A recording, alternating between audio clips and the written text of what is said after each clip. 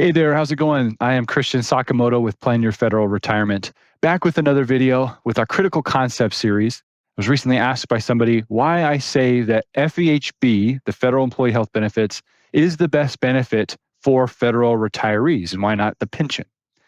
Great question, right? So wanted to tackle this as why I think it's the best option for you as a federal retiree.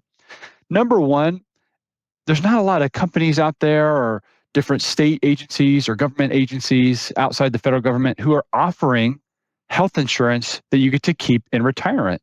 We're seeing that lesser and lesser in the private space or just other state agencies that are out there, right? The fact that you get to keep your health insurance, if you qualify for keeping your health insurance in retirement, number one, is just a really solid benefit, right? And the two rules that you have to meet as a federal retiree to keep your health insurance into retirement, number one, you have to be in FEHB for the last 5 years prior to your separation from service, whether you're doing a postponed or an immediate pension that you're receiving. And TRICARE time does count. So if you're in TRICARE instead of FEHB, that time actually does count for that FEHB requirement. So that's rule number one, 5 years in FEHB prior to separation. And then number two is that you have to be retiring with the eligibility for an immediate retirement.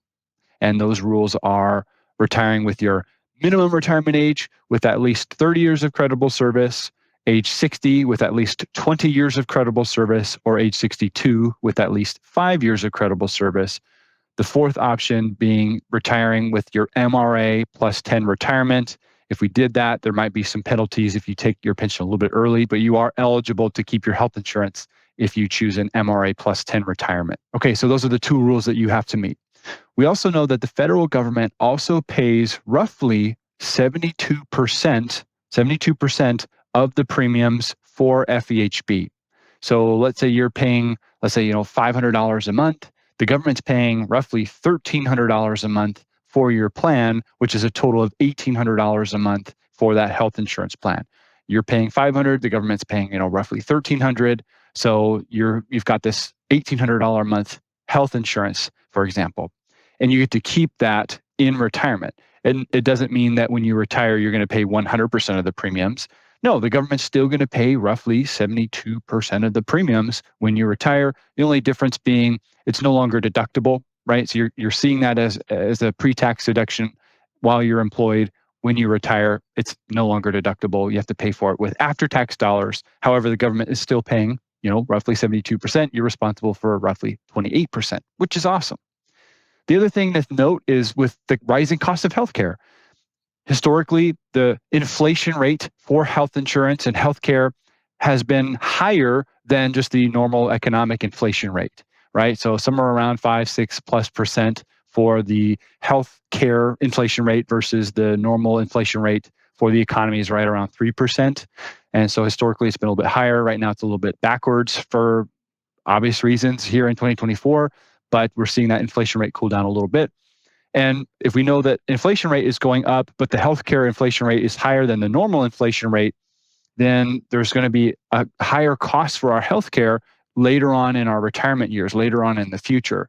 And so the fact that we get to have more health insurance, more coverage available to us that is being subsidized at that 72% rate means that it's just a better benefit all around for us to keep into retirement. And we can kind of put some math to this, right? If you're paying $500 a month for your healthcare, for example, for you and maybe your spouse, and all of a sudden you didn't have that coverage and you went out to a private sector, you went out to the marketplace to buy your health insurance and you're paying $1,800 a month for the same type of health insurance over a 10-year, 20-year, 30-year window, that adds up to hundreds of thousands of dollars if you didn't have the government paying for 72% of your premiums there. So it's a really nice benefit there that we have to think about. We also have to think about the alternatives if you didn't have FEHB and you retired and you didn't have TRICARE and you would just be signing up for normal Medicare at 65. Maybe you had some private insurance up until 65 if you retired earlier.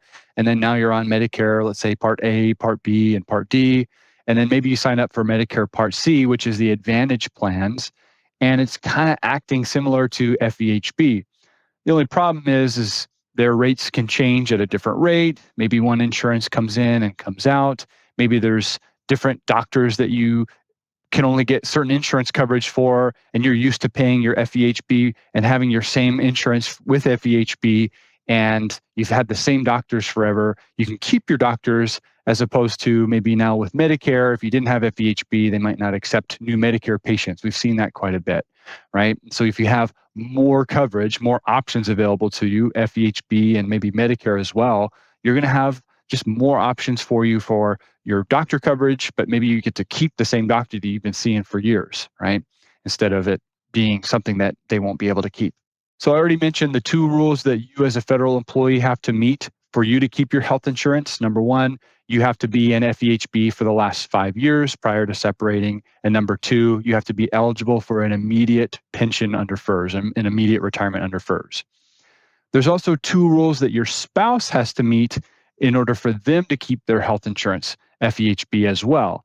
And that's another added benefit that, God forbid, if you were to pass away and you're married, that your spouse gets to continue keeping that health insurance for the rest of their life as well. And so the 2 rules that your spouse has to meet in order for them to keep their health insurance, number 1, they have to be left a survivor benefit, right? So one of the 2 options for survivor benefits, either the full benefit or a partial survivor benefit. And then number 2 is that they have to be in FEHB at the moment that you had passed away. So they couldn't have been on their own coverage through their employer or some other coverage, and then they get added on after your death. They have to be in FEHB at the moment that you passed away for them to keep their health insurance. But just another added benefit, again, God forbid, if you passed away, they get to keep that health insurance, which is just a lot of cost savings for them for potential higher medical costs in the future. So to kind of wrap up, what I would say is the FEHB benefit that you have, the ability for you to keep it, the government is subsidizing it, the ability for your spouse to keep it, being able to have more robust coverage, maybe being able to keep the same doctors that you have. Lots and lots of reasons why we think that having that FEHB coverage to make sure you meet the qualifications to keep your FEHB into retirement are super important, and probably your best benefit that you have as a federal employee. So if you found this video helpful, make sure you leave a like, make sure you're subscribed to our channel as well. And if you have questions related to the health insurance stuff or just your FERS benefits in general, you can feel free to leave your question in the comment section below. And of course, until next time, happy planning.